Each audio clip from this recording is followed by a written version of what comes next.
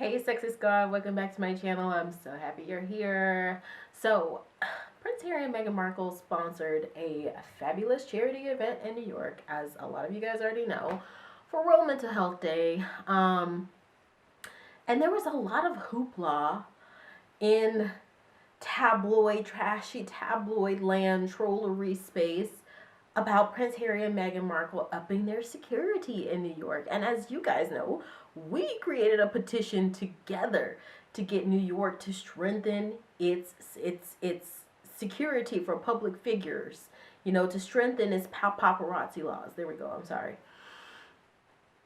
Just because literally Meghan Markle and Prince Harry, their lives were put into danger because of trashy UK tabloid plants who were in New York stalking downtown. Why on earth? I'm trying to figure out why on earth would anybody think that Prince Harry and Meghan Markle, these two smart individuals, smart enough to have at least half a brain, why would they put themselves in danger again? To put themselves in the face of people who are, you know, trying to cause them harm. Why would they do that again? Why would they do that again? So, I mean, let me just because I'm going to get frown lines right here from talking about derangers. Like, you know, in 20 years, my kids are going to be like, where did that frown line come from? I'm going to be like, the carnival of so-called experts, derangers, that's where it came from. I don't understand why. I mean, is it really a lack of understanding of why people ask stuff like this, or why people have a problem with stuff like this from the Sussexes? Or is it actually like are they playing a game? I mean, because this is not a game. This is not a game. This is like your security. This is your person. I really don't understand it, and I wanted to take a look at it with you guys together because it's bizarre that we live in this world where people, I guess the best way I can kind of make a comparison is looking at Britney Spears. You know, Britney Spears it looks like she's just sabotaging her whole life, her whole mental health, well-being for some weirdos online. And I'm just like, Britney, girl, stop twirling on the camera. I love Britney Spears so much, but she cheated on her husband, like she most likely cheated on Sam Asghari. He was probably the person in her life that was giving her the most support that she needed. And she's like, oh, well, I still got my Instagram followers who like every time I post a video that I twirl. I mean, this is, Meghan Markle made a statement about it. We're going to talk about that too, but social media has cultivated this toxic environment where it's like, you're a public figure, so dance, puppet, dance. And even if I put you in danger, even if I give you mental health problems, even if I break up your marriage, dance, puppet, dance. You guys get what I'm saying? It's like, that's the time that we live in, and it's just disgusting. So listen to this. We're going to check out an article from Celebrity, and then one from Town and Country to talk about the New York stuff, and then one from Lipstick Alley. Actually, let's just start off with Town and Country. So Town and Country, it's an article labeled "Meghan Markle and Prince Harry return to New York City. The Sussexes are back in New York for the first time following their incident with the paparazzi earlier this year." This is from Emily Burke, good old Emily Burke, who we love. And this is from October 10, 2023. It says, since stepping down as senior royals, Prince Harry and Meghan Markle have traveled to New York City on numerous occasions. Most recently, the Duke and Duchess of Sussex were in the city in May for the MS Foundation, I'm not sure if it's MS or Miss Foundation 50th anniversary gala, after which their spokesperson said they were involved in a near catastrophic car chase with the paparazzi. Today they returned to New York for the first time since the incident meaning when they were chased by paparazzi and almost chased down to their demise, for Archewell Foundation's first ever in-person summit timed for Mental Health World Mental Health Day. They began their day with a visit to Marcy Lab School, a college alternative in Brooklyn, New York. And I want to point out that them going to Brooklyn was really strategic. I feel like Prince Harry and Meghan Markle, they are the underdog. They are the representative of the underdog. They are the advocate for the underdog. They are the cheerleader for the underdog. There is a difference between the Upper East Side, the Upper West Side, and Brooklyn. I mean, if you've ever been to New York, if you've ever lived there, you know what I'm talking about. They go to the places where they're needed, in other words. So it also goes on to say, for the occasion, Meghan wore a varsity Letterman jacket. The jacket was given to her by Robert Clack's school debate team during her March 2020 visit on Women's International Day. I love her so much. She accessorized with Jennifer Shamandi Hills. During the visit, Prince Harry told students everyone's got their own story, reason for being here. Your life is still going to be filled with complications and challenges, and he would know about that, honey. And if one of you starts to go quiet, doesn't show up, you need to find out why. And remember to have fun. It has to be fun. This right here kind of reminds me of the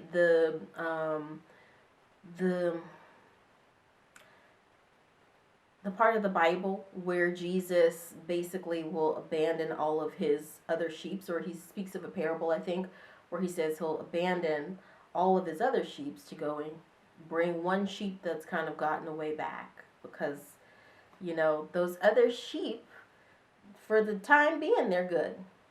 But the one that's out there on a dark territory, dark, windy, icy, you know, slippery road or slope, that's the one who needs the most help. So a recent alum and now associate instructor, Zohab Manzoor, shared of their visit. They were super down to earth. They were really listening to everything we had to say, the questions they were posing afterward. It really seemed like they were internalizing the things we were saying, our story. That's why we love them. God, it's so beautiful. They really did a great job with that. They were really positive. You could see from their facial expressions they were really excited to be there as well, and they had a lot of joy in them. That's interesting. They made me feel super welcome. Oh, that was so sweet. Maya Batajaji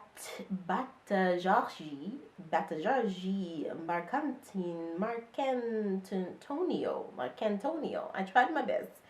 The chief program officer and co-founder of the Marcy Lab School spoke highly of the royals after their visit.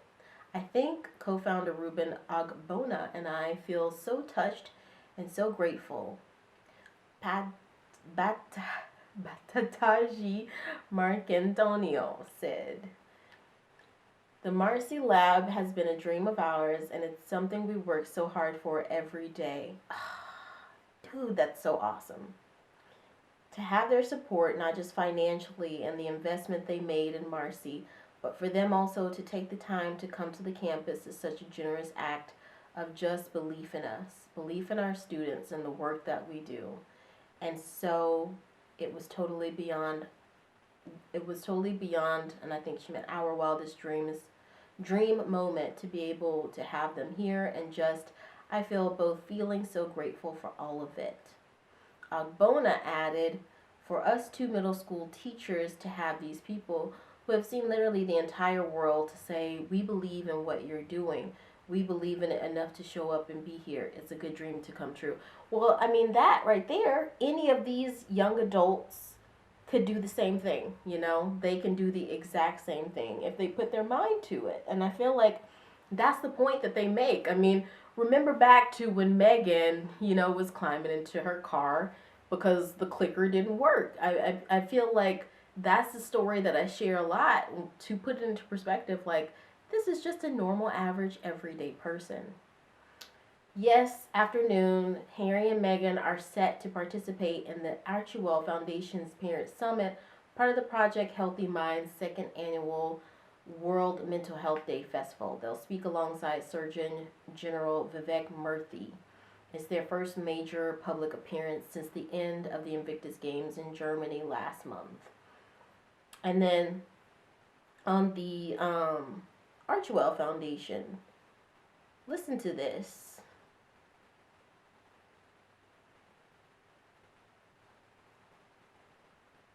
Take a listen to this.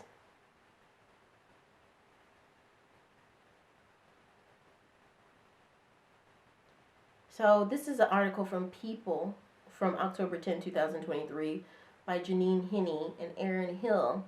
It says Meghan Markle says being a mom is the most important thing in my life at Emotional Mental Health Summit. The Duke and Duchess of Sussex marked World Mental Health Day with a special panel on parents in New York City.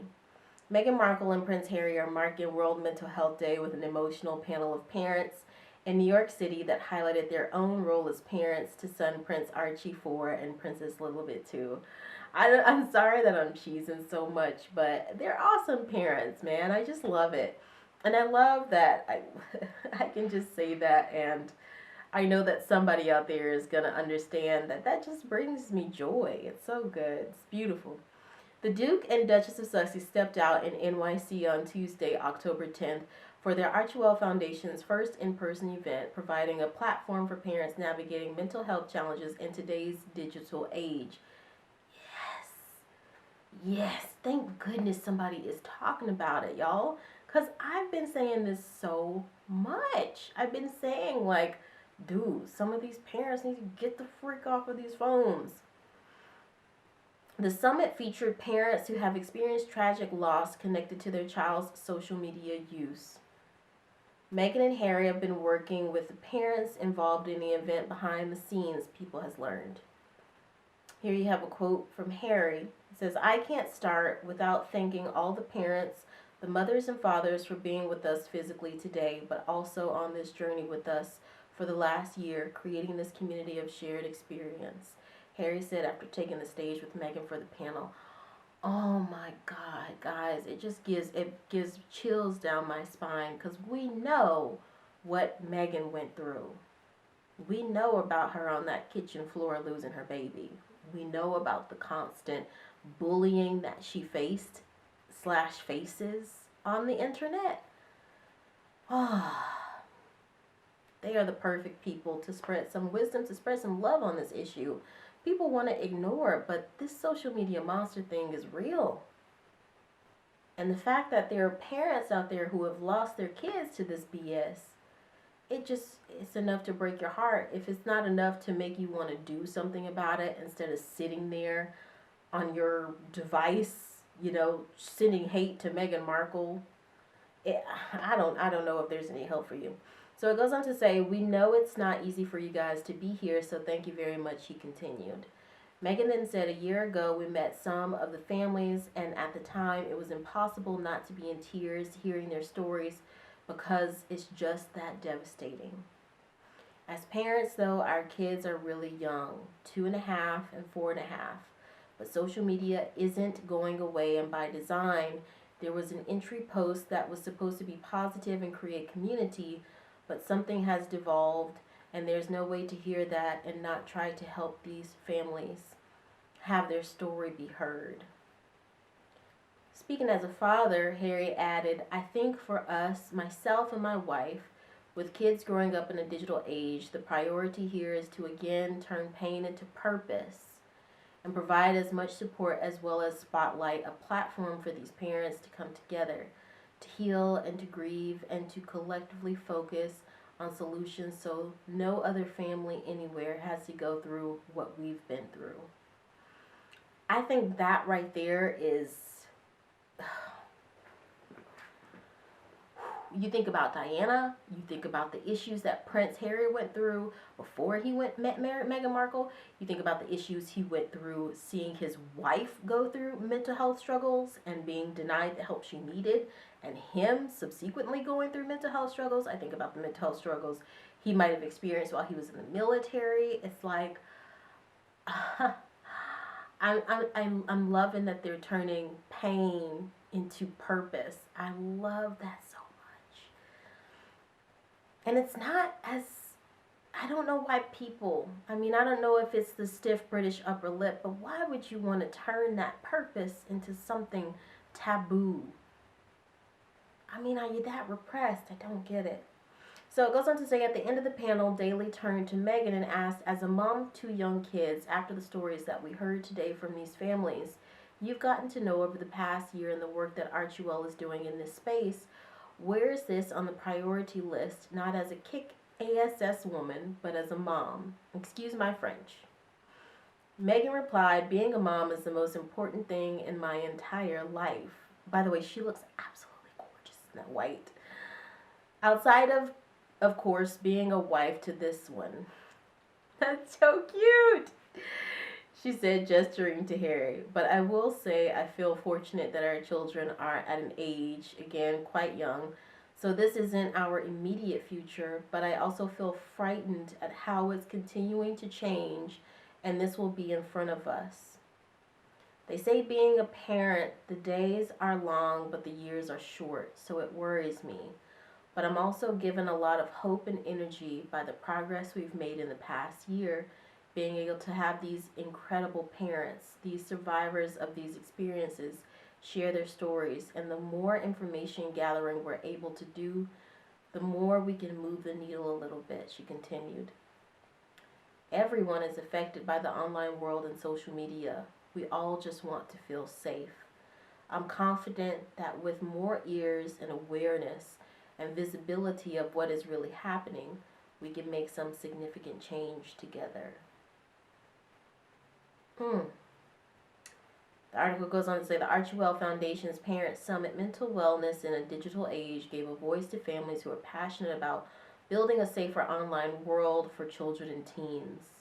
You know, I also recently posted my video about Thomas Markle saying this was another round of his last interviews, whatever, that hoopla. This also gives even more insight, I feel like, into why Meghan Markle, Princess Meghan, has decided to distance herself from that side of her family. She's protecting her mental well-being. What we're going to need is to work together and partner with other parents, Murthy said, of keeping kids off social media at a young age, because it's a lot easier to do if you are part of a group of parents who say, we're going to do this for our kids. Whenever one of our kids say, I'm the only one not on it, we can say, no, Meghan and Harry's kids aren't on it either.